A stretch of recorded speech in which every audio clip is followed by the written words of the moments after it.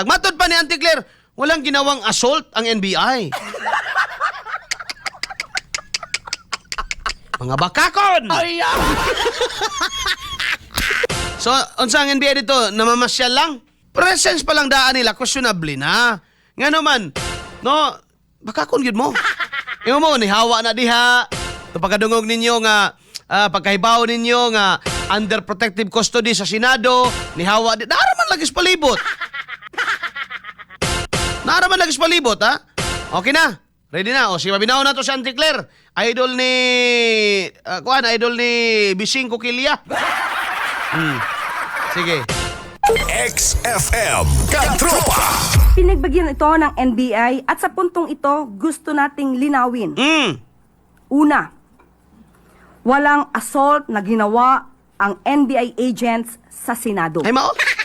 At pangalawa, walang operasyon ang NBI o PNP na arestuhin si Senator Bato. Pinagbagyan ito ng NBI at sa puntong ito gusto nating linawin. Una, walang assault na ginawa ang NBI agents sa Senado. At pangalawa, walang operasyon ang NBI o PNP na arestuhin si Senator Bato. Pinagbagyan ito ng NBI at sa puntong ito gusto nating linawin. Una, walang assault na ginawa ang NBI agents sa Senado. Tama na, kay balik-balik na istorya ni mo. Alas 8:06 na may galandag na sa ito ang bagbanong-banuban. Napay isa na katong nagpaputok. Ato na nang ikumparaon niya. Ato sa ning timbayaon niya itong mga kuhan. Uy, di ta kumpiyansa dirigab kay nagtanaw din ang asawa.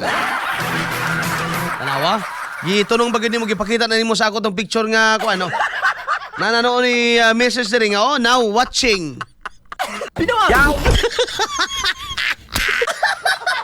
Ipit na puntaan eh. Magbuang na puntag, kung ano ni, kining tawagan eh. Kining, tawagan na, rason. Na dili man gang.